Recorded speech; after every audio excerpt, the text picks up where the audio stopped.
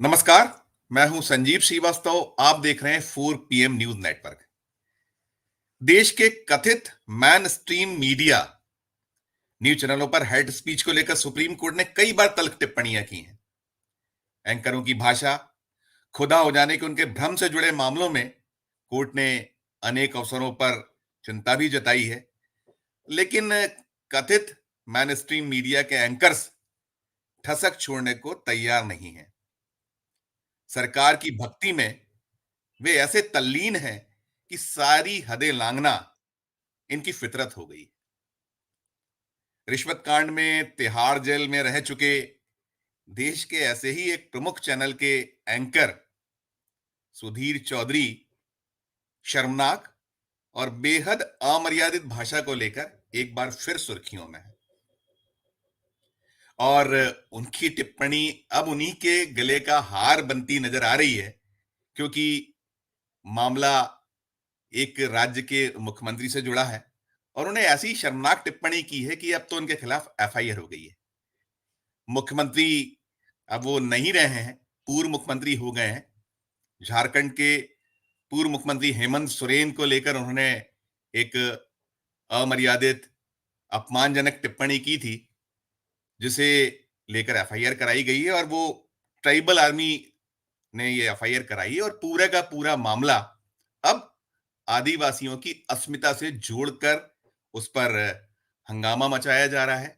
आज देश के कई हिस्सों में आंदोलन प्रदर्शन भी हुए हैं और मांग उठी है कि अपनी सारी हदें लांघने और बड़ी गैर मर्यादित अपमानजनक टिप्पणी करने वाले सुधीर चौधरी को तत्काल गिरफ्तार किया जाए। क्या उन्हें गिरफ्तार किया जाएगा? जिस तरीके से वे सरकार के करीब हैं, मोदी और उनकी पूरी टीम का यशोगान उस चैनल पर करते नजर आते हैं। एफआईआर जरूर हो गई है, लेकिन अभी भी कई प्रकार की शंका है। चूंकि कानून से ऊपर कोई नहीं है, कानून सबसे ऊपर है और यदि किसी ने ऐसा कृत्य किया है तो उसके खिलाफ एक्शन हो ही जाना चाहिए। अभी यही कोई ऐसा कोई दूसरा कोई जन होता, विरोधी दल के लोग होते, तो शायद अब तक तो कोई ना कोई कार्रवाई हो भी चुकी होती। लेकिन अब देखने वाली बात यही है कि इन महाशय के ऊपर जो जिनकी फितरत हो गई है, जो नफरत फैलाना, एक उन्माद पैदा करना और हिंदू मुस्लिम को लेकर भी कई बार वो बड़े ऐसी टिप्पणियां करते रहे हैं जिसको लेकर देश भर में काफी कई बार सवाल उठे हैं और उनके भूमिका पर भी उंगलियां उठाई गई हैं। फिर वो सुधीर चौधरी इस पूरे मामले को लेकर सुर्खियों में है, एफआईआर उनके खिलाफ हो चुकी है। तो आज की हमारी ये चर्चा इसी विषय पर हम करने जा रहे हैं कि क्या सुधीर चौधरी को शीघ्र अतिशीघ्र गिरफ्तार किया जाएगा या कोई पैसेज उनको भी मिल जाएगा। हमारे साथ इस विशेष चर्चा में हिस्सा लेने के लिए खास एक पैनल जुड़ गया है, खास मेहमान हमारे जुड़ चुके हैं। हमारे साथ राजनीतिक विश्लेषक और एस्ट्रोलॉजर अरुण कुमार शर्मा जी हैं। वरिष्ठ पत्रकार सुनील शुक्ला जी और हेमंत कुमार जी हमारे साथ जुड़ चुके हैं। अभी हमारे साथ कुछ देर बाद राजनीतिक विश्लेषक प्रोफेसर अखिल स्वामी जी भी जुड़ेंगे। सर, आप सभी का स्वागत है इस चर्चा में और मैं शुरुआत करूंगा सुनील शुक्ला साहब से। ये क्या हो गया, ये गोदी मीडिया, उसके एंकर, ऐसी भाषा, ऐसा बर्ताव, किस भ्रम में हैं ये लोग? क्या आपकी शुरुआती टिप्पणी है सुनील सर? धन्यवाद संजीव जी। गोदी में जो मेन स्ट्रीम मीडिया है, जिसको अब गोदी मीडिया कहा जाने लगा है, वो तो आप अगर आप उसके रुख को, उसके आचरण को, उसकी गतिविधियों को आप देखेंगे, तो कहीं से भी मीडिया मीडिया की कैटेगरी में नहीं आता। सरकार के साथ खड़ा होना तो कम से कम मीडिया का धर्म नहीं है। सरकार से सवाल न पूछना कम से कम मीडिया का धर्म नहीं है। जनता को तथ्यों से अवगत न कराना मीडिया का धर्म नहीं है। जनता को नागरिक बनाए रखने की कोशिश न करना ये मीडिया का धर्म नहीं है। किसी अपने दायित्व का निर्वाह आज की तारीख में मेन स्ट्रीम मीडिया से कहीं दिखाई नहीं पड़ता। बिल्कुल। आप ये कहा जाता है कि पीड़ित के साथ खड़ा होना एक मीडिया का सबसे बड़ा धर्म है। आप उसके साथ दिखाई नहीं पड़ते। तो अगर आप हुकूमत के साथ खड़े हैं तो आप कुछ भी हो सकते हैं। कम से कम आप एक सही मायनों में मीडिया नहीं है।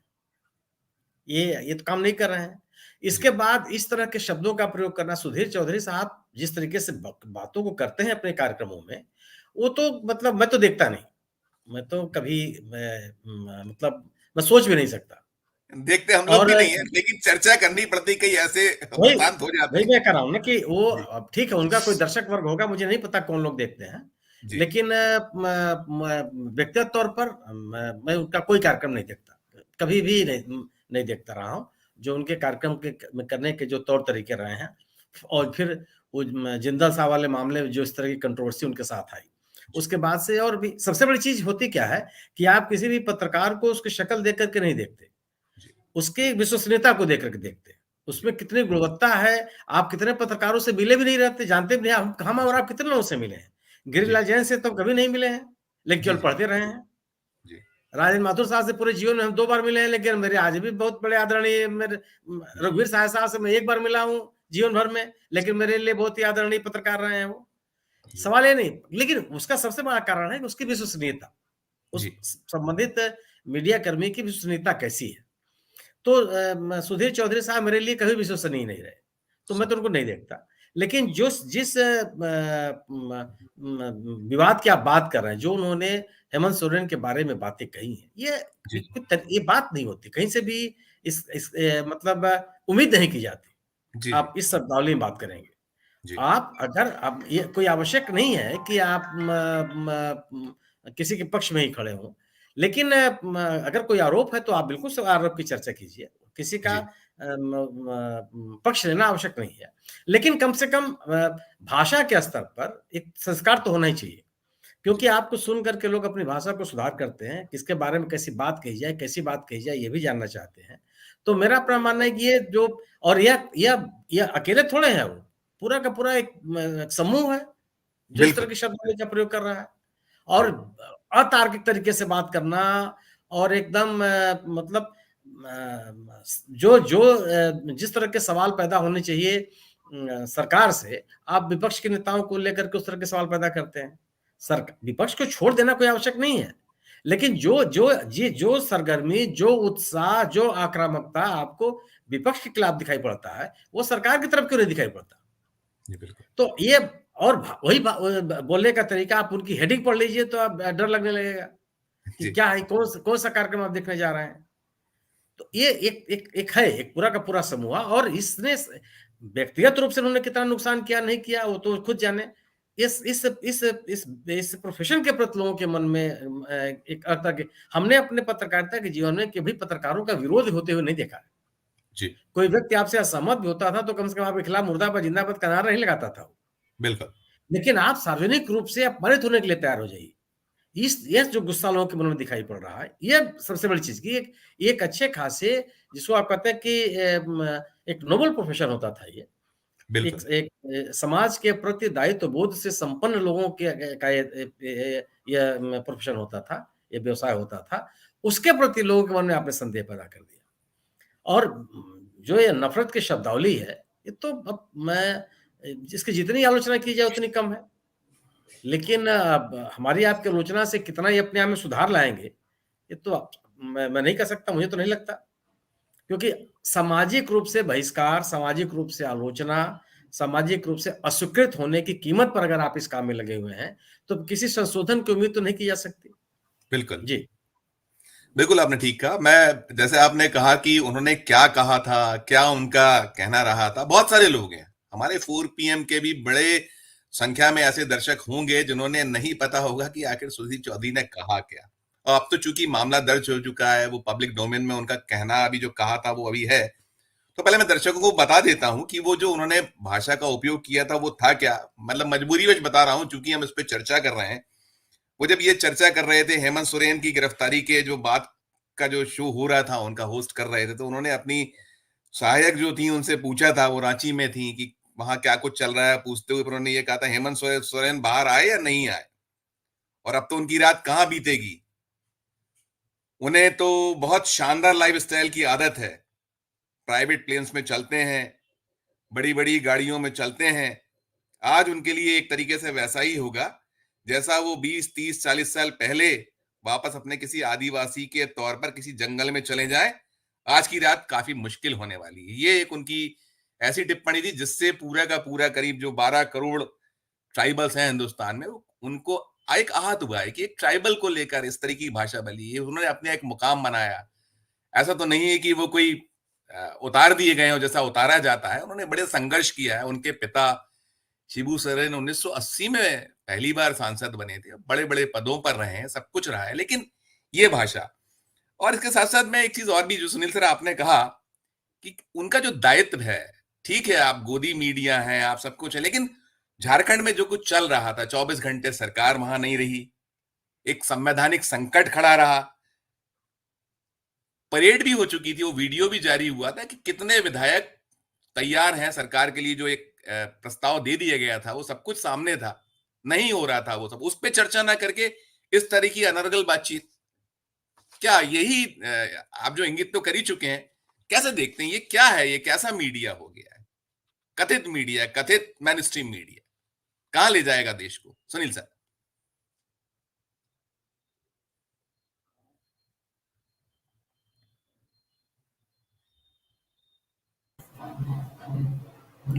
मुझसे पूछा आपने? जी मैंने आप ही से पूछा।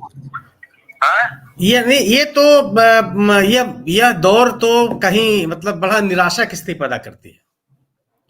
इसीलिए आप ये देखिए कि जो वैकल्पिक मीडिया शुरू हुआ, उसकी पहुंच कितने लोगों के बीच में हो गई, कितने लोग इसको देखने लगे, सुनने लगे। एक बड़ा सवाल तो इसी से पैदा हो जाता है। जी और सवाल है कि अगर आप अपनी विश्वसनीयता खोएंगे तो फिर क्योंकि आपका पूरा का पूरा जो अस्तित्व है, ये लोग आपके अपने विश्वास के ऊपर कायम है। जिस किसी भी संस्थान ने, जिस किसी मीडिया कर्मी ने, जिस किसी भी पत्रकार ने, जिस किसी प्रकाशन ने अपनी विश्वसनीयता को खोया, फिर वो अस्तित्व में नहीं रहा हो। क्योंकि आप अपने बूते नहीं खड़े हो सकते, आप कितने भी ताकतवर हो, आपके अपने अस्तित्व के लिए जन विश्वास सबसे आवश्यक तत्व है। उसके बगैर आप टिके नहीं रह सकते। और यही वजह है कि आप जो आंकड़े बताते हैं कि आखिर इनको देखने वालों की संख्या कितनी ही रह गई है, इनको सुनने वालों की तादाद कितनी रह गई है। सार्वजनिक रूप से अगर आप कहीं उपस्थित होते हैं तो आपके प्रति लोगों के मन में सम्मान का भाव कितना रह गया है। ये तमाम इस संकेतक हैं जिससे पता चलता है कि दिन प्रतिदिन आप ह्रास की ओर जा रहे हैं, आप अस्वीकृत होते चले जा रहे हैं, और ये लोगों का झुकाव वैकल्पिक मीडिया की तरफ बढ़ता चला जा रहा है। अगर लाखों करोड़ों की संख्या में लोग वैकल्पिक मीडिया को देखने लग रहे हैं तो अनायास थोड़े है। यह है कि मेन स्ट्रीम मीडिया को लोग देखने के लिए तैयार नहीं है। यह सबसे बड़ी चीज है। दूसरी चीज है कि इसका नुकसान बहुत है। सबसे बड़ा सवाल है कि इसका नुकसान बहुत है, और खासतौर से इस अध्यवसाय में लगे हुए लोगों के प्रति, समाज के प्रति जो अनादर का भाव पैदा हो रहा है, ये चिंताजनक है। लोग अगर, और आपका विश्वास अगर एक बार घट गया तो फिर आप कहीं के रहेंगे नहीं, बचेंगे नहीं। लेकिन यह चूंकि एक वैकल्पिक मीडिया आ गया है तो लोगों को लगता है कि ठीक है, हम आप उनको उपेक्षित कर देंगे, नहीं ध्यान देंगे उनकी तरफ। जी बिल्कुल, जी बिल्कुल। जी। प्रोफेसर अखिल स्वामी जी भी हमारे साथ जुड़ गए हैं। बहुत बहुत स्वागत है प्रोफेसर स्वामी साहब। पूरे का पूरा एपिसोड आप देख रहे हैं, आप पा रहे हैं जो हुआ है, ये जिस तरीके का, वैसे भी उनसे उम्मीद तो नहीं की जा सकती कि वो अपना जो एक तरीका है, जिस तरीके से हमें सुर्खियों में बने रहना है, नफरत फैलाना है, एक उन्माद पैदा करना है और ऐसी टिप्पणियां कर देना है, और कहीं ये भ्रम है कि कुछ नहीं हो पाएगा। कैसा पूरा देखते हैं मामला? अब तो एफआईआर हो गई है स्वामी साहब, क्या अब इनको सबक लेंगे इसकी उम्मीद तो कम है, लेकिन ये सबक सिखाया जाए कैसे? आप इस पूरे मसले पर क्या आपकी प्रतिक्रिया है अखिल जी?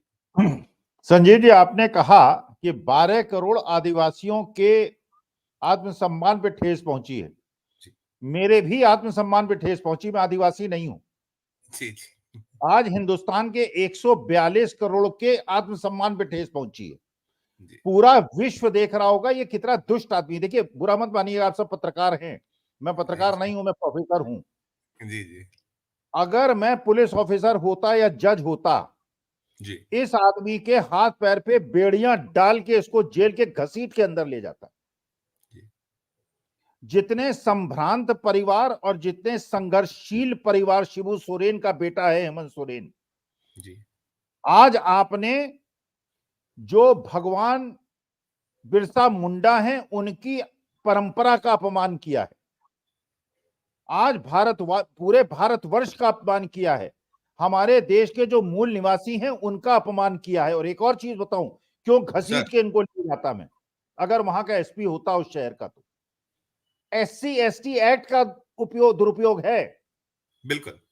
जाति सूचक, समाज सूचक शब्दों का उपयोग हुआ है। जी। राहुल गांधी को किस बात का दंड देने की बात हो रही थी? अरेस्ट हो न हो, पकड़ा जाए, जमानत लें, पार्लियामेंट की सीट छुड़वा ली आपने, मकान छीन लिया, किस आधार पे? उन्होंने ललित मोदी और नीरव मोदी के खिलाफ बोला था ना, तो मोदी समाज का अपमान हो गया था और इतना दंड मिला उन्हें, बार बार उन्हें 2 महीने के अंदर कोर्ट ने डिसीजन भी दे दिया, सुप्रीम कोर्ट ने हस्तक्षेप किया। ये तो जाति सूचक शब्दों का और पूरे आदिवासी समाज नहीं, हिंदुस्तान की अंतरात्मा पे आघात है जी। और ये पत्रकार हो या कोई हो, देखिए मैं नहीं जानता सुधीर चौधरी कौन है, ये मेरे ख्याल से वही हैं जो पहले भी तिहाड़ जेल में रह के आए हैं। बिल्कुल वही है, वही 100 करोड़ की रिश्वत, जिंदल वाला जो कांड था वो वही है। नहीं, चलिए रिश्वत तो देखिए बड़ी छोटी मोटी चीज है, इन्होंने देश की आत्मा 100 पे करोड़, आघात किया है। 100 करोड़ था सर, 100 करोड़ रुपए मांगे गए थे एक खबर रोकने के लिए। अरे 100 करोड़ क्या होता है साहब, 10,000 करोड़ के तोमर साहब घूम रहे हैं, आप 100, अरे 100 करोड़ तो नमक है बीजेपी वालों के लिए। सर ये 10-10, 15-15, 50-50 हजार ये पूरे बंदरगाह बेच देते हैं। ये लाखों करोड़ों की ड्रग्स को अडानी पोर्ट से अंदर मंगवा लेते हैं और जांच नहीं करते। ललित मोदी, नीरव मोदी, मेहुल चोकसी सब लोगों को देश से बाहर भगा देते हैं। और देखिए असली मुद्दा यह है, तिहाड़ जेल जाए कहीं, इनको तो घसीट के, ऐसा उदाहरण इनको मिलना चाहिए, पत्रकार हो या कोई हो। देखिए मैं आज पत्रकारों के खिलाफ बोल रहा हूं, कृपा करके मानहानि मत कीजिएगा मेरी, ये मतलब कोई मुकदमा दायर कर दीजिएगा, लेकिन ये दुष्ट आदमी हमारे देश के इतने, देखिए कितना शुद्ध परिवार है। जो हेमंत सोरेन ने जेल जाते हुए कहा, उन्होंने कहा आदिवासी का बेटा हूं, और आदिवासी जो है या तो मरता है, झुकता नहीं है, और जेल जाना स्वीकार किया। अगर आप इनका चंपाई सोरेन का इतिहास देखें संजीव जी, चंपाई सोरेन का इतिहास पढ़ा आपने? जी मैंने देखा। ये भाई साहब टाइगर ऑफ झारखंड कहलाता है। बिल्कुल बिल्कुल। और आज मेरा मस्तक गर्व से उठ गया जब मैंने चंपाई सोरेन को देखा, जैसे मेरा सिर गर्व से उठ जाता है जब अपनी मां महिम द्रौपदी मुर्मू को देखता हूं मैं, क्योंकि इन लोग ये जो हैं हमारे देश के संघर्षशील लोग, जिन्होंने अपने जंगल हम लोगों को रहने के लिए दिए, जहां अपनी कोठियां और मकान बना के हम रहते हैं और बड़ी बड़ी सड़कें हम बना रहे हैं, ये इनकी जमीन है, हम इनके ऋणी हैं और इनको प्रणाम करते हैं। और बिरसा मुंडा की विरासत को गाली दी है इस आदमी ने। मैं बल्कि निवेदन करूंगा संजीव जी आपके 4 PM के माध्यम से, सर पत्रकारों की एक बैठक बुलवाइए और ये राष्ट्रपति महोदय से कहिए, जितने लोगों ने भी हेमंत सोरेन के खिलाफ टिप्पणी की है, जितने लोगों ने, और जानते हैं बिरसा मुंडा के आज ये इनके चंपाई सोरेन के भाई ने और उनके गांव वालों ने क्या कहा, आपने अगर सुना हो, उन्होंने कहा हमें खुशी है कि हमारा बेटा जो है मुख्यमंत्री बना है, लेकिन हमें दुख है हेमंत सोरेन जैसा और शिबू सोरेन के बेटे को जेल भेजा गया है। आदिवासी सम्मान पे ठेस है। और जितने लोगों ने भी हेमंत सोरेन पे, और मैं सलाम करता हूं, प्रणाम करता हूं हेमंत सोरेन को, पुराने हमारे भगवान बिरसा मुंडा थे और आप हम आपको पूज्य मानते हैं। और हम इसी बात में लालू यादव का, तेजस्वी यादव का, राहुल गांधी का, और ये चौथा नाम है आज की तारीख में हेमंत सोरेन का, ये प्रणाम करने योग्य हैं, ये पूजनीय हैं कि हमारे देश की सम्मान को बचाने के लिए संघर्ष कर रहे हैं। जेल जाएंगे, कहीं शौक वौक उनको भी न लगा दें जैसे वो लोकसभा के बच्चों को लगा दिया है। ये कुछ भी कर सकते हैं, दुष्ट लोग हैं ये। अगली पीढ़ी याद करेगी, भगवान इनको दंड देगा। अब इससे ज्यादा मैं क्या कहूं, कहना अच्छा नहीं लगता है। नहीं बिल्कुल आप ठीक कह रहे हैं। आपने जो बात की वो एक्ट मैंने पढ़ा है, उस एक्ट में है कि 6 माह से 5 साल तक की तो सजा का प्रावधान है, जुर्माने का प्रावधान है, और फिर उसमें बिना जांच के FIR के बाद गिरफ्तारी का भी साफ प्रावधान है, और कम से कम 3 दिनों तक उनको उसमें उनकी बैल को लेकर कोई बात ही नहीं हो सकती है। अभी यही कोई दूसरा होता अखिल सर, तो अब तक तो बवाल हो चुका होता, अब तक तो उसके खिलाफ एक्शन हो चुका होता, लेकिन वो सरकार से जुड़े एक पत्रकार है, वो गोदी मीडिया के जर्नलिस्ट हैं, इसीलिए सब कुछ विलंब है अब तक, क्योंकि मैं ये मानता हूं कि और कोई होता तो अब तक हो गया होता। कैसे देखते हैं आप उस पूरे मामले को? सारा कुछ है, कानून से ऊपर कोई बड़ा नहीं है, सबसे बड़ा कानून है, लेकिन जो विलंब है, देरी होती है, उसे कैसे देखते नहीं नहीं, देखिए इन्होंने भारत की आत्मा को ठेस पहुंचाई है। आप छोटे मोटे कानून का उल्लंघन कर दें, बात समझ में आती है। ये तो भारत की मूल आत्मा को इन्होंने आहत किया है। जैसे वो शुक्ला जी थे, वो बालाघाट वाले, आपके मध्य प्रदेश वाले, जिन्होंने एक आदिवासी के चेहरे पे पेशाब किया था, और पेशाब एक पे किया था और पैर किसी और के धो दिए थे शिवराज सिंह चौहान मामा जी ने। सीधी का मामला था, ऐसे सीधी लोगों को तो सीधी ऐसा, सीधी सीधी का मामला था, मध्य प्रदेश का सीधी का मामला था। हाँ सीधी का मामला था। जी ये जी देखिए, जी ऐसे लोगों को तो एग्जाम्पलरी पनिशमेंट, जी इनको तो ऐसा पनिशमेंट मिलना चाहिए कि कोई हिम्मत न करे। SC ST एक्ट बनाया क्यों गया था? जी। अरे आप अगर सवर्ण जाति के हैं, क्या ये सुधीर चौधरी भी सवर्ण होंगे? सवर्ण का मतलब बड़ी तोप है आप कहीं के? आपके दिमाग में SC STs के लिए और OBCs के लिए उनको हिंदू नहीं मानते आप? उनको इस देश का आप बड़े वो हैं, उच्च वर्ग के हैं, और ये बाकी लोगों का कोई अधिकार नहीं है। आप अपने को शेष समझते हैं, इनसे इनको हीन समझते हैं। अरे आपके भी बाप दादा सुधीर चौधरी साहब, अखिल स्वामी के भी बाप दादा जो है जंगलों में रहते थे, लोटा लेके जाया करते थे खेतों में। अपने को ज्यादा हीरो मत बनिए, इनके परिश्रम से ये देश आगे बढ़ा है। इनको तुरंत जेल होनी चाहिए और एग्जाम्पलरी पनिशमेंट मिलना चाहिए। और अगर इसको सरकार पनिशमेंट नहीं देती है, ऐसी सरकार को उखाड़ के फेंक देना चाहिए। ऐसी सरकार को उखाड़ के फेंक देनी। हेमंत जी, मैं आपके पास आना चाहूंगा। अखिल सर आक्रोश जता रहे हैं, और है भी वास्तव में, जिस तरीके का कृत्य है वो कृत्य निश्चित तौर पर आक्रोशित करता है कि आप भाषा का मर्यादा होना ही चाहिए, किसी को भी इस तरीके से अपमानित ना करिए, और इस तरीके से आप एक राष्ट्रीय चैनल पर हैं, आप अपमानित कर रहे हैं। क्या पूरे एपिसोड पर क्या आपकी प्रतिक्रिया है हेमंत सर?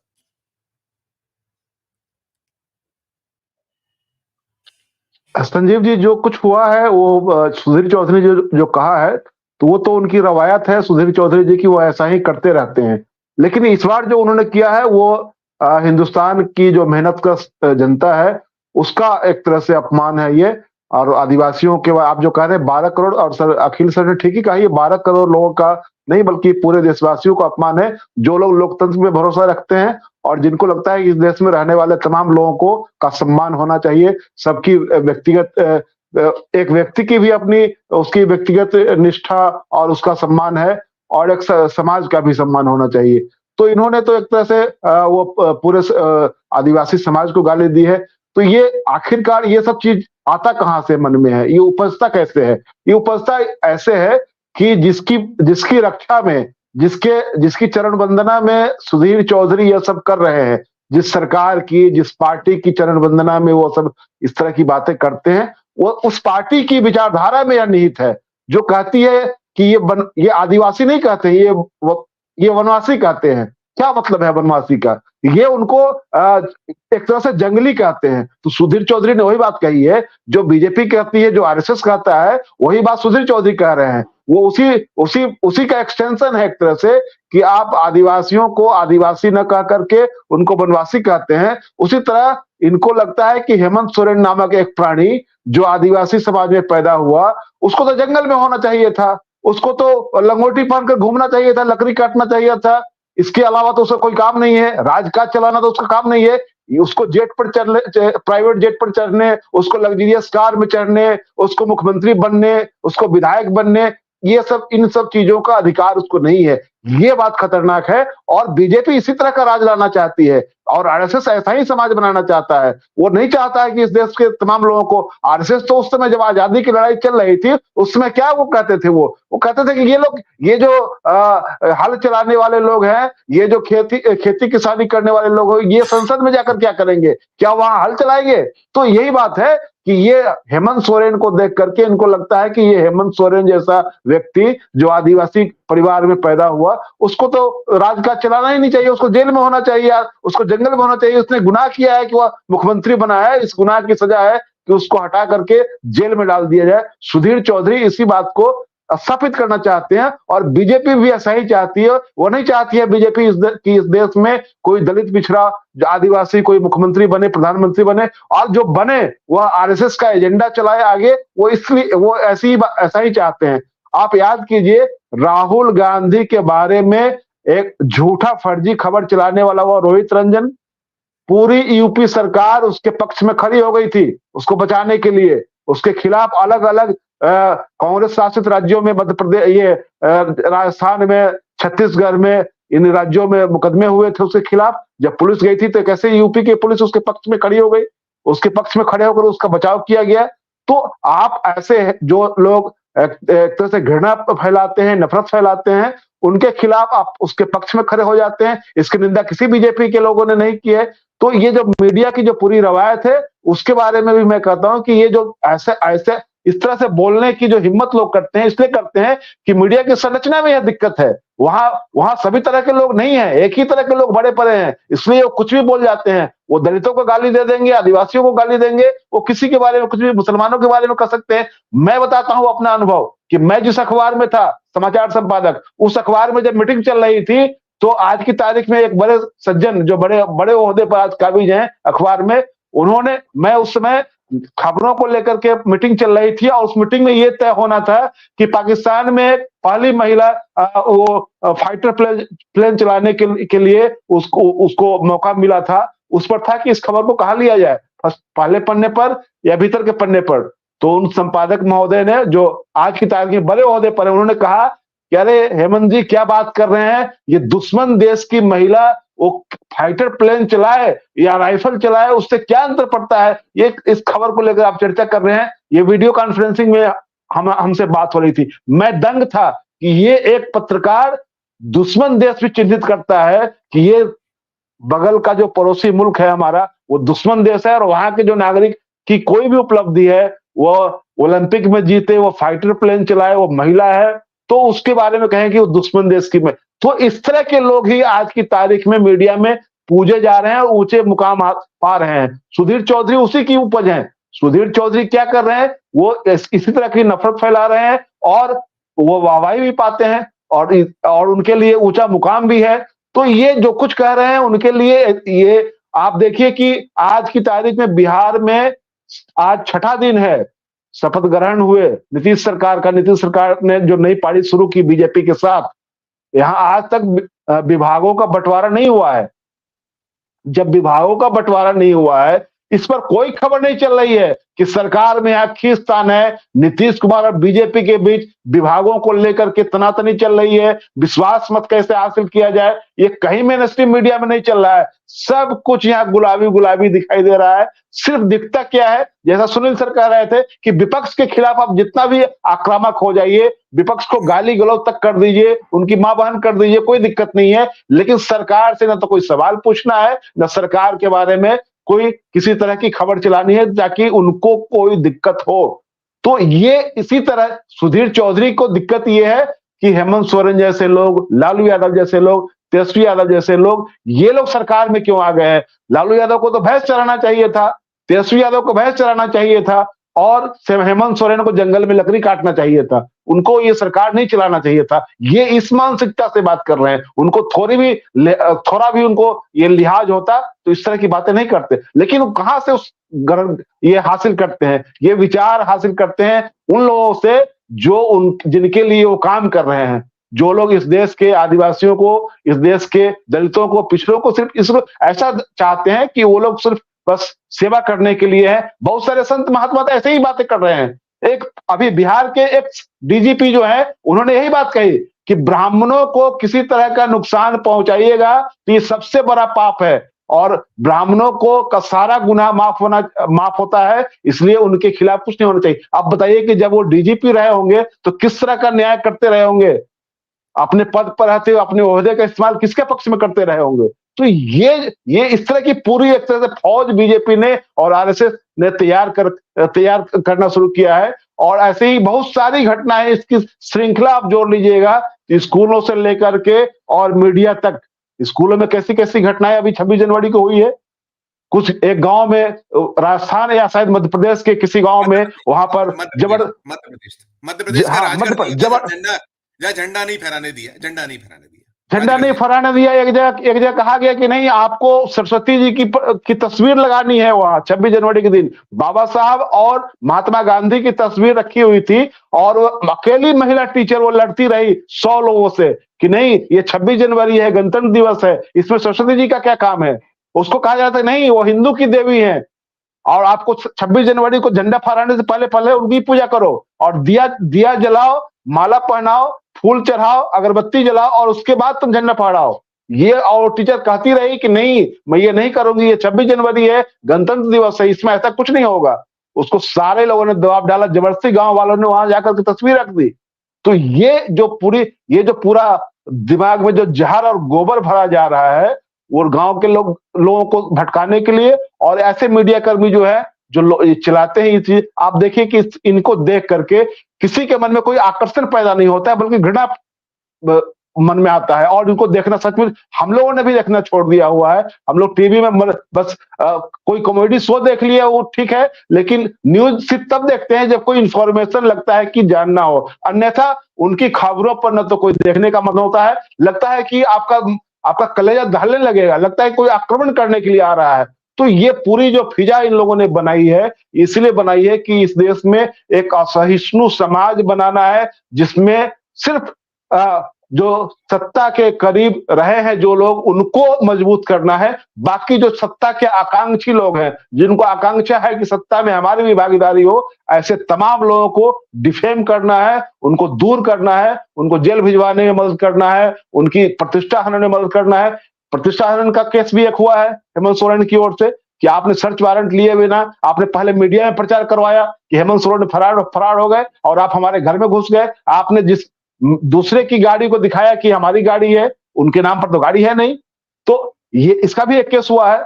तो ये तमाम तरह की जो पूरा प्रचार जो है, इनका प्रचार ये है कि किसी तरह सरकार को खुश किया जाए और सरकार के खिलाफ जो लोग हैं उनके खिलाफ सरकार ने जो एक तरह से युद्ध छेड़ रखा है, अघोषित युद्ध विपक्ष के खिलाफ, उस युद्ध में मीडिया का काम जो है हवाई फायरिंग करना और बम्बार्डिंग करना है। वो हवाई फायरिंग और बम्बार्डिंग वो कर रहे हैं। सुदीप चौधरी उसी बम्बार्डिंग सेना में शामिल है और उस तमाम लोगों के खिलाफ जो सरकार के सामने खड़े हैं तन करके, जिनकी रीढ़ में अभी भी ताकत है, उन तमाम लोगों को बेइज्जत करना और उनके खिलाफ घृणा अभियान चलाना इनका मकसद है। जी, घृणा अभियान चलाने का मकसद है। मैं अरुण जी के पास आऊंगा, लेकिन उसके पहले बता दूं कि जो 12 करोड़ की हम बात कर रहे हैं, वो जो रिपोर्ट करता ट्राइबल आर्मी है, वो ये चीज कह रही है निश्चित तौर पर कोई भी समाज ऐसी टिप्पणियों को बर्दाश्त नहीं कर सकता है। अरुण सर, जो अभी कहा जा रहा है, हमारे पूर्व के पैनलिस्ट ने भी कहा कि सवाल किए जाने चाहिए, पूछा जाना चाहिए। देश में अब क्या सवाल सरकार से किया जा सकता है? और ये जो मीडिया है, गोदी मीडिया की इतनी हिम्मत या ताकत है, कर सकती है? उसे तो घृणा फैलाना है, उसे तो केवल उस सरकार के पक्ष में कैसे माहौल बनाया जाए, वहीं तक सीमित हो गया है वो मीडिया। तो ये जो सब कुछ हो रहा है, उसी का तो हिस्सा या अंश है जो सुधीर चौधरी या इस तरीके के लोग हैं। आपकी टिप्पणी अरुण जी। जी सर, आपने जो प्रश्न किया और जो वार्ता पहले हो रही थी, मैं सोच रहा था कि कहां से शुरुआत की जाए, पर आपने प्रश्न बहुत सुंदर किया, मुझे शुरुआत बहुत अच्छी मिल रही है। मैं आपको एक ग्रंथ दिखाना चाहता हूं जो मेरे लिए ये किसी भी वेद से कम नहीं है। इसकी प्रस्तावना में ही जब हम ज्योतिषी बनने जाते हैं, पढ़ने जाते हैं, तो इसकी प्रस्तावना में ही लिखा हुआ एक श्लोक है जिसकी व्याख्या मैं आपको कर देता हूं। तो प्रश्नकर्ता ये पूछता है कि ज्योतिषी कौन? तो महर्षि पराशर कहते हैं पहले शब्द में ही कि जो शब्दों का चयन करता हो, जो मितभाषी हो, जो गणितज्ञ हो, और जो आए हुए जातक को ये दिलासा दे सके कि आप जो प्रश्न कर रहे हैं उसका उत्तर अगर मैं नहीं भी दे पाऊंगा तो मैं समाधान दे दूंगा। अब आपका जो प्रश्न किया, मैं उसका उत्तर देता हूं। सर, जब हम इस परिपाटी से आते हैं मुझे याद है जब मैं बहुत छोटा हुआ करता था तो अपनी माँ को बहुत तंग करता था, पूछता था ये क्या है, ये कैसे है, क्यों बना। तो मेरी माँ सारे प्रश्नों का उत्तर देती थी, कभी धीरज नहीं खोया उन्होंने। पर ऐसा मेरी माँ करती थी ऐसा नहीं है, विश्व की हर माँ करती है, हर पिता करता है। तो भाषा का संयम हमें बचपन से ही सिखाया जाता है कि कैसी भाषा बोलना, बड़े से कैसा बोलना, छोटे से कैसे बोलना, बड़ों से कैसे व्यवहार करना। आप देखें, मैं आपको एक नाम याद कराता हूं जो संसद के अंदर घटना हुई रेणुका चौधरी जी के साथ में। क्या कहा गया, सूचना क्या वहां पर जो हमारे देश के शीर्षस्थ नेता और जिनके पास संवैधानिक पद, क्या कटाक्ष किया उन्होंने, स्तब्ध रह गया पूरा देश। सोनिया जी के बारे में क्या कहते हैं वो, कभी आपने सुना होगा। जी जी। तो ये जो पूरा घराना है जिसको मैं बीजेपी प्राइवेट लिमिटेड कंपनी कहता हूं, ये पूरा घराना, हमारे यहां एक कहावत है कि यार इसकी क्या बुराई करो, इसका तो तावा ही उल्टा पड़ा है। तो जो पूरा खानदान है बीजेपी का भरा पड़ा है, एक से एक बड़े उदाहरण हमारे पत्रकारों में भी ऐसे ऐसे उदाहरण है। एक आसाम से गोस्वामी साहब आते हैं, वो योगी जी को क्या पूछते हैं पहले, जब उनके चरण चुंबक नहीं थे, क्या पूछते थे वो, और बाद में उन्होंने योगी जी की प्रशंसा में क्या क्या नहीं कहा, कैसे बदल गए। एक हमारे अमन वर्मा जी भी हैं, वो भी बहुत बोलते हैं। दीपक चौरसिया साहब का भी नाम ले लूं, जो पी कभी बोलते हैं और वैसे भी बोलते हैं। तो क्या काम नहीं कहा जाता। गोदी मीडिया का कोई आधार ही नहीं है। हमारे यहां जो स्तंभ कहे गए, हमारे वेदों में भी स्तंभों का नाम होता है। स्तंभ मैंने होता है कि आइडियल चीज जिससे हम प्रेरणा ले सकें। तो ये पत्रकारिता या जिसको मीडिया हम कहते हैं, ये हमारा स्तंभ है। इसीलिए चार खंबे कहे गए, क्योंकि चार खंभों पर ही किसी चीज को टिकाया जा सकता है। जो मकान बनता है उसकी भी चार दिशाएं, चारों तरफ दीवारें बनाकर उस पर छत रखी जाती है। तो सर, संविधान की जो छत आपने रखी, जो 1949 से पहले संविधान की व्याख्या की गई, विचार विमर्श हुआ, 50 में संविधान लागू हुआ, तो उसकी चार दिशाएं, चारों दीवारें क्या क्या कहती थी वो हम याद करें जरा एक बार। और हमारे गाजियाबाद के एक साधु जी हैं जो एक साध्वी के साथ मिलकर 2 अक्टूबर को गांधी जी की मूर्ति लगा के गोलियां भी मारती है। क्या क्या शब्द होते हैं, कभी सुने आपने? सर, इतना कचरा कर दो कि साफ करना मुश्किल हो जाए, बटोरते बटोरते बटोरते बटोरते पूरी जिंदगी निकल जाए।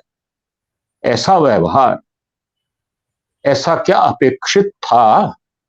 हम अपेक्षा करते थे। स्वामी साहब ने अभी बहुत गुस्सा किया, मुझे बड़ा अच्छा लगा।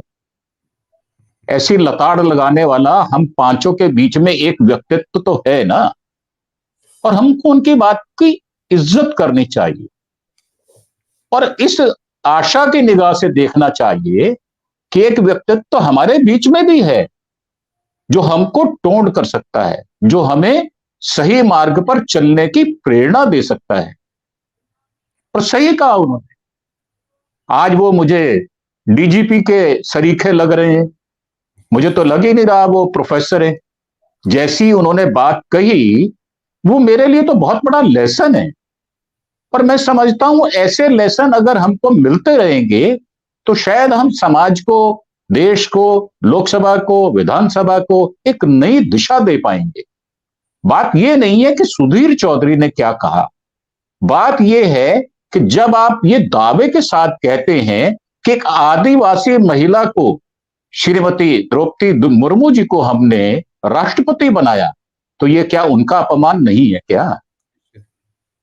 हमारे सर्वश्रेष्ठ पद, जो कि प्रथम नागरिक है हमारे देश के, क्या ये उनके मर्म पर चोट नहीं है क्या? क्या हम इसको नहीं मानते क्या?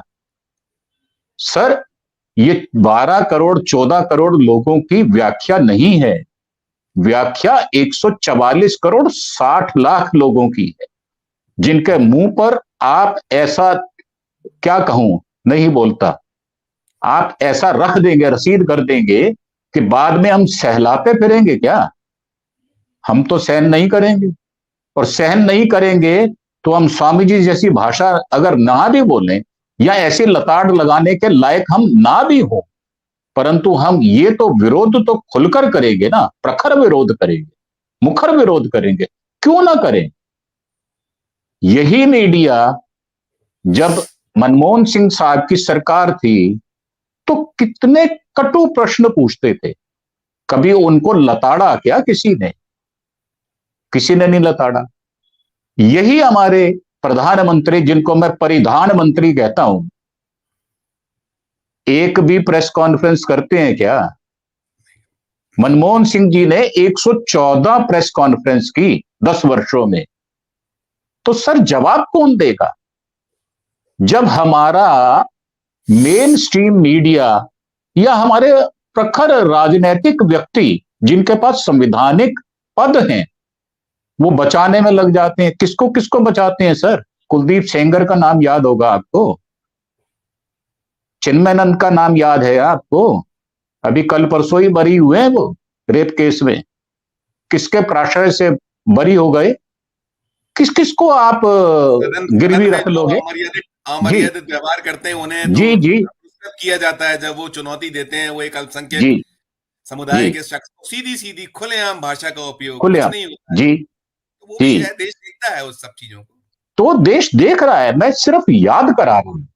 मेरा काम यह है कि जो आपने प्रश्न किया उसके मर्म को समझो जी बिल्कुल। और उसकी व्याख्या कर पाऊं, ऐसा मेरा प्रयास है। और बहुत से नाम गिना सकता हूं मैं आपको एक घटना याद कराता हूं। मैं अंडमान निकोबार गया, मेरी बड़ी इच्छा है कि मैं निकोबार जाऊं क्योंकि मेरा बैकग्राउंड ऐसा है, इसलिए मुझे परमिशन मिली। सर वहां पर आज भी लोग कैसे रहते हैं? भारत सरकार वहां पर कौन कौन सी योजनाएं चला रही है उनको मेन स्ट्रीम में लाने के लिए? शिक्षा का प्रसार हो रहा है, हमारे बीच में बहुत सारे शिक्षाविद भी बैठे हैं। कितना कोशिश कर रही है गवर्नमेंट और उनका प्रयास सराहनीय है। तो क्या हम उनको डिसहार्टेड कर रहे हैं क्या ऐसा बोलकर? ये क्या उनका प्रसारण वहां नहीं जाता क्या? वहां कनेक्टिविटी की कमी हो सकती है पर संवाद की कमी होगी ऐसा मैं नहीं समझता। तो ये सर पूरे देश को आपने लताड़ दिया ये कहकर कि आप वहां चले जाएं। मैं आपको रामचरितमानस की घटनाएं सुना दूं तो राम जी कौन कौन से जंगल में रहे थे, किन लोगों के बीच में रहे थे, क्या क्या किया था उन्होंने, ये तो आपको याद होगा ना। किसके झूठे बेर खाए थे, कौन थी वो औरत, कौन थी वो? आज हम उनका उदाहरण देकर बात करते हैं, क्या हम इस लायक हैं क्या? हम ये बातें सुन लेते हैं बड़े आराम से। क्यों सुन लेते हैं? क्यों नहीं विरोध करते? क्यों सिर्फ ये जो सोशल मीडिया इसने क्या ठेका ले रखा है क्या? मेन स्ट्रीम मीडिया को माफ कर दिया जाएगा, उसको प्रश्रय दिया जाएगा, ऐसी रीत पाली क्यों?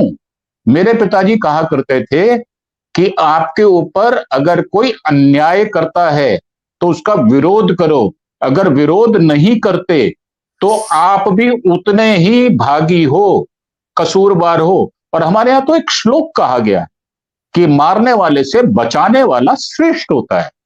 हम उस विधा से आते हैं, तो क्या हम मारने वाले बन जाएं फिर से वही हम सारी बातें करने लग जाएं? हम बहुत बहुत धर्म की व्याख्या करते हैं, क्या उस अपने जो व्यवहार है उसको आचरण में लाते हैं क्या? ऐसा हम करते नहीं है। तो मेरा मानना यह है कि जो भी चौधरी साहब ने कहा उनकी पृष्ठभूमि तो बड़ी साफ है। कितने दिन जेल रह के आए, कैसी रातें बिताई उन्होंने वहां पर, किसके साथ बिताई थी, कौन सी कोठरी में रहे थे, कभी किसने प्रश्न किया क्या? उनको तो किसी ने नहीं पूछा। और उनको जब वापिस आए तो उनको स्वागत किया उनका, साहब ये तो बहुत बड़ा युद्ध जीत कर आए हैं, ये विश्व विजेता है, जेल में रह आए। हमारे यहां तो एक कहावत भी कही जाती है कि अगर किसी दुर्दंत बदमाश को बनाना हो तो उसका ट्रेनिंग सेंटर जेल होता है। तो मुझे लगता है चौधरी साहब बड़ी अच्छी ट्रेनिंग लेकर आए हैं वहां से। आभास तो यही हो रहा है कि वो इतना साहस कर पाए कि जिस जाति से, जिस बैकग्राउंड से हमारी देश की राष्ट्रपति आती हैं, उस बैकग्राउंड को लताड़ दिया जाए। ऐसा साहस कैसे कर पाते हैं? वो इसलिए कर पाते हैं जब हम बृजभूषण शरण जैसे व्यक्तित्व को बचा लेते हैं। और हम किसके मुंह पर बूट रख देते हैं ये तो आपको भी पता है। क्या हुआ जनपद में? शर्मसार हुआ देश। क्या हुआ मणिपुर में? शर्मसार हुआ।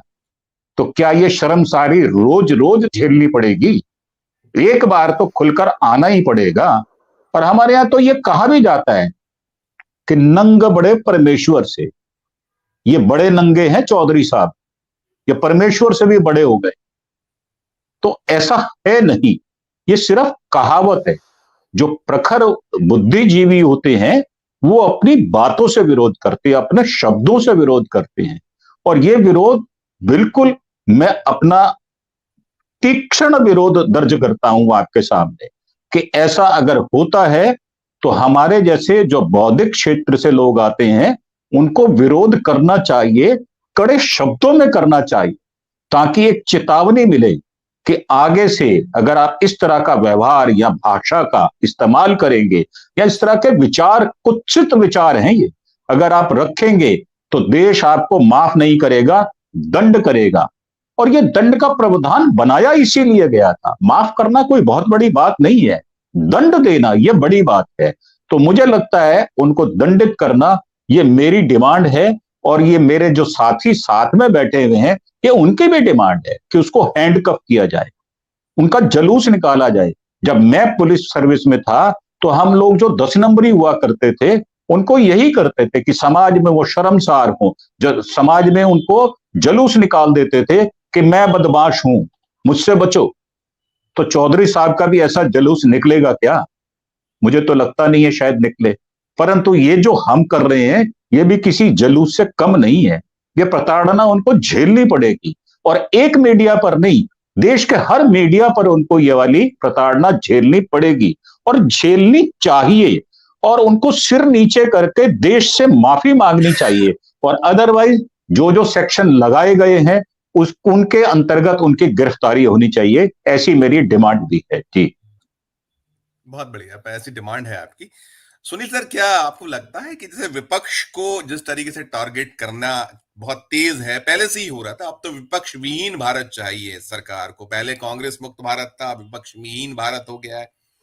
ईडी, सीबीआई, आईटी और जो संवैधानिक संस्था हैं वो तो अपना जो करती हैं, लेकिन ज्वाइंट वेंचर सा हो गया है कि मीडिया भी अपना एक ट्रायल उनके साथ साथ करता रहता है और एक जो सरकार खामोशी से देखती है और देश भी बड़ा निरीह सा नजर आता है। इस पूरा जो ये हालात हैं इस पर आपकी क्या चिंता है, क्या आपका कहना है सुनील सर? नहीं, मेन स्ट्रीम मीडिया की वर्तमान स्थिति चिंताजनक है, इसमें कोई दो राय नहीं है।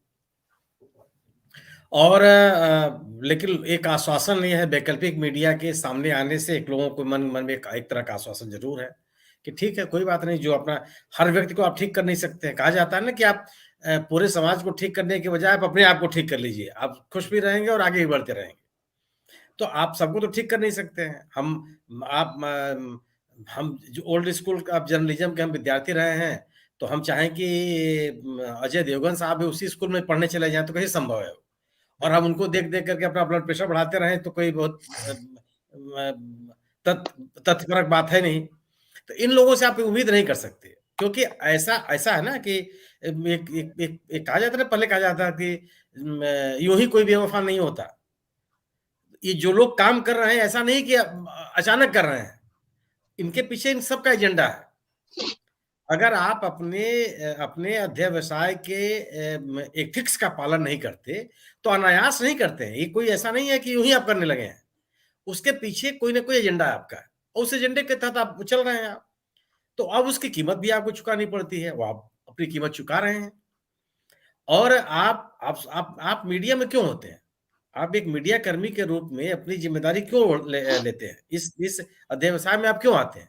आपको लगता है कि हमें समाज से जो हमने लिया है उसको हमको देना है, और जो समाज का पीड़ित व्यक्ति है उसके साथ खड़ा होना है और सरकार से सवाल खड़े करने हैं, बिना राग द्वेष के। और अगर आप ये काम नहीं कर रहे हैं तो फिर कोई लालच तो आपके मन में नहीं आ सकती, लालच के साथ आप ये काम कर नहीं सकते हैं। तो ये जो ऐसी वर्तमान स्थिति है वो निश्चित रूप से चिंताजनक है। लेकिन अब इस स्थिति से, इस मनोभाव से लोग आगे निकल गए हैं। अब कोई परवाह नहीं कर रहा है। अगर आप मेन स्ट्रीम की बातों को यह समाज सुन रहा होता तो हेमंत सोरेन के समर्थन में रांची में 5 आदमी नहीं आता, मान लिया होता कि बड़े भारी अपराधी हैं। अगर आप सुधीर चौधरी की बात को लोग विश्वास कर लिए होते तो क्या जो झारखंड बंद था वो सफल हो जाता क्या? हेमंत जी जो बात कर रहे हैं वो बात कैसे लागू हो पाती? संभव नहीं था कि लागू हो पाता। एक कोई वजह नहीं है इसकी। तो अब उस भाव से लोग बाहर निकल लिए। आप देखिए हेमंत जी ने कहा कि नहीं कहा, मैं उनकी बात से अपनी बात हम लोग कर रहे थे। हेमंत जी ने कहा कि मैं भी नहीं देखता। तो वो व्यक्ति नहीं है, हेमंत कुमार एक व्यक्ति नहीं है, एक बड़े वर्ग के प्रतिनिधि है वो। अब इनसे पूछे साहब आप अगर आप नहीं देखते तो मन में कोई बेचैनी है? बेचैनी भी नहीं है। उन्होंने स्वीकार कर लिया कि आप इनको विकसित करो और आगे बढ़ो। वो स्थिति बनती चली जा रही है।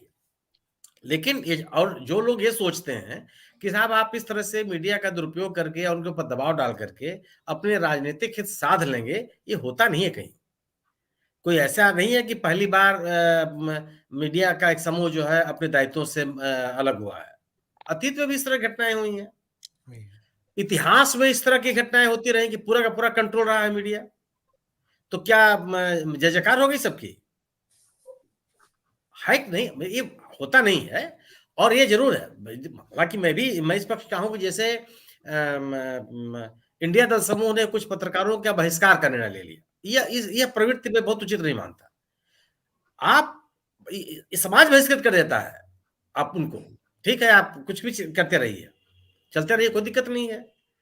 तो यह स्थिति जरूर है कि ये बहुत अच्छी बात नहीं है, किसी लोकतांत्रिक समाज के लिए अच्छा नहीं है। एक आजादी के 75 सालों में यह दिन देखने के लिए हमारे राष्ट्र नायकों ने कभी सोचा भी नहीं रहा होगा कि ये चौथे स्तंभ की भूमिका हो सकती है। लेकिन यह भी है कि समाज इससे बाहर निकल चुका है। अब लोग तरह तरह की बात अलग सोचते हैं, उन्होंने अपना विकल्प भी निकाल लिया और उस वैकल्पिक माध्यमों की तरफ उनका आकर्षण ही बढ़ा है। बहुत कायदे से लोग उन चीजों को देख रहे हैं।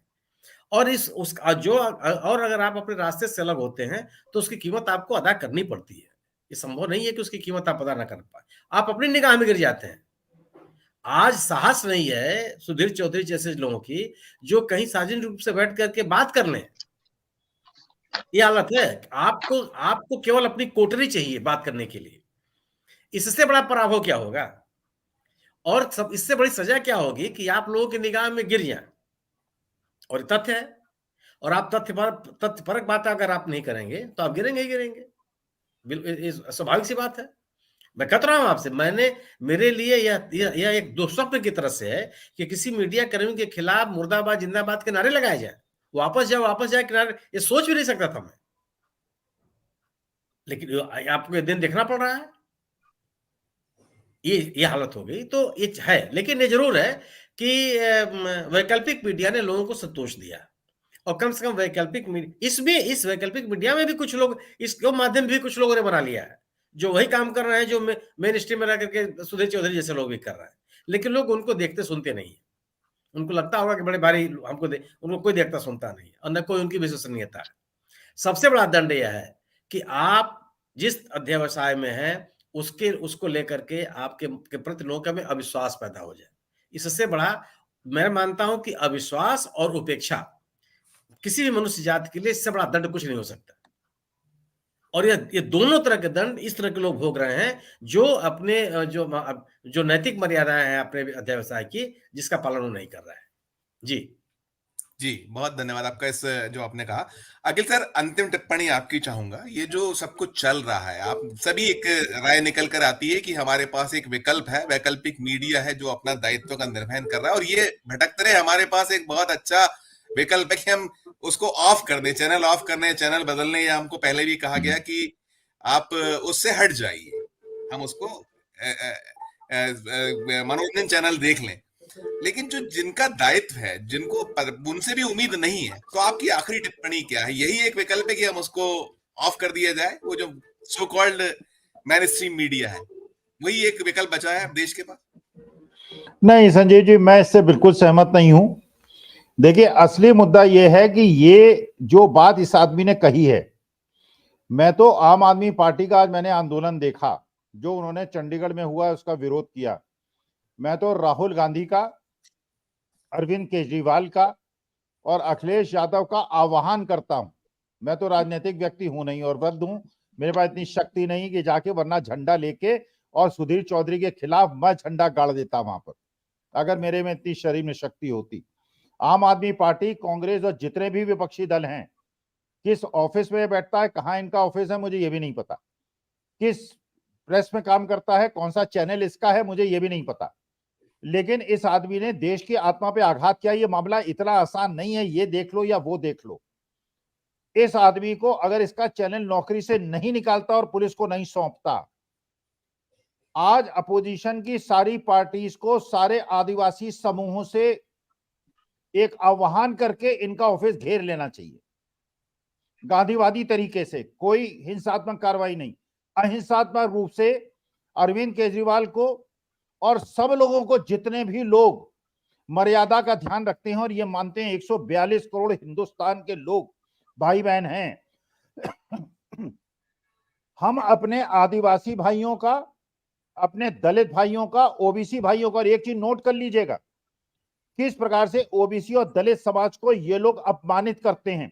जितने भी लोगों को डाउनग्रेड इन्होंने किया है, चाहे लालू यादव हो या तेजस्वी यादव हो या अखिलेश यादव हो, जिनको मौलाना कहा है, या तो आदिवासी हैं या दलित हैं या बैकवर्ड्स हैं। ये शुक्ला जी के खिलाफ कुछ नहीं बोलते, सिद्धि वाले, पेशाब करने वाले।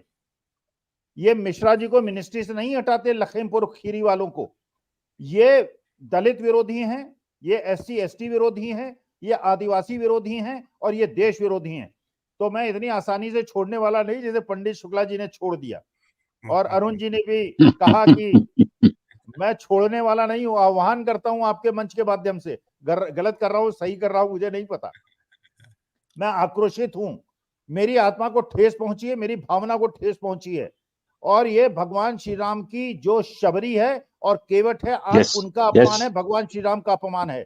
आह्वान करता हूं, इनके ऑफिस को घेर लो, इस आदमी को या तो नौकरी से निकालें, पुलिस इसको घसीट के थाने की तरफ ले जाए। इन्होंने एससी एसटी एक्ट का ही उल्लंघन नहीं किया है, भारत की आत्मा पे आघात किया है। आप सभी का बहुत बहुत धन्यवाद। संजीव जी, एक बात, संजीव जी, एक लाइन की टिप्पणी मैं करना चाह रहा हूं। संजीव जी, एक लाइन मैं कहना चाह रहा हूं कि ये अखिल सर जो कह रहे हैं उसके एक्सटेंशन में मैं कह रहा हूं कि ये जो लोग इस तरह की बातें कर रहे हैं उनके सामने क्या है, नजीर क्या है? नजीर ये है कि एक व्यक्ति संसद में खड़ा होकर के एक अपने समकक्ष दूसरे सांसद को, जो संयोग से मुसलमान है, उसको 1 मिनट में 11 गालियां देता है। तो ये लोग उस तरह के लोग हैं जो एक अपने मुसलमान सहकर्मी को, सांसद को 1 मिनट में 11 गाली देते हैं। ऐसे लोग टीवी चैनलों पर जब जाते हैं, उनके जो रक्षक, उनके जो संरक्षक या उनके चापलूस, ये लोग टीवी चैनलों पर खड़े होकर के आदिवासियों को कभी गाली देंगे, कभी दलितों को गाली देंगे। और जो लोग लोकतंत्र पसंद लोग हैं, जो लोग संविधान में विश्वास करने वाले लोग हैं, उनके खिलाफ घृणा अभियान चलाएंगे। तो ऐसे लोगों की जगह जेल में ही है। बिल्कुल बिल्कुल, मैंने ये चीज उठाई थी कि वो उनको पुरस्कृत कर दिया जाता है, जो खुलेआम संसद में गालियां देते हैं उनको पुरस्कृत कर दिया जाता है। पुनः कहूंगा, आप सभी का बहुत बहुत शुक्रिया। आपने एक शानदार चर्चा के लिए हमारे लिए वक्त निकाला। एक अच्छी चर्चा, एक बहुत बेहतरीन चर्चा हुई। सभी का बहुत बहुत धन्यवाद। तो ये थे हमारे पैनलिस्ट जिन्होंने बहुत साफ तरीके से कहा कि केवल ये जो पूरा का पूरा प्रकरण है, इसमें आसान नहीं है, इसमें माफी इतनी आसानी से नहीं मिल सकती। एक बड़ा अपराध है ये, जिस तरीके का जो भाषावली है, जो सुधीर चौधरी ने अपने एक आपा खोया है, वो किसी भी सूरत में समाज बर्दाश्त नहीं कर सकता। और उनको सही जगह उनकी जेल के पीछे, और ये उनके खुद के नियोक्ता जिस चैनल में वो काम करते हैं उसको भी सोचना चाहिए, उसे भी कोई ना कोई कदम उठाना चाहिए। तभी बात बन पाएगी, तभी ये जो अमर्यादित भाषावली है, एक आचरण, अपना आपा खो देने वाला जो वृतांत होता है, तभी रुकेगा जब एक्शन होगा। तो आज की चर्चा में इतना ही। हम फिर किसी नए विषय के साथ आपके समक्ष उपस्थित होंगे। हमारा ये परिचर्चा आपको कैसी लगी, इसको लेकर हमारे इस वीडियो के कमेंट बॉक्स में जाकर कमेंट जरूर कीजिए। हमें हौसला अफजाई करते रहिए और देखते रहिए 4 PM न्यूज नेटवर्क। धन्यवाद, नमस्कार।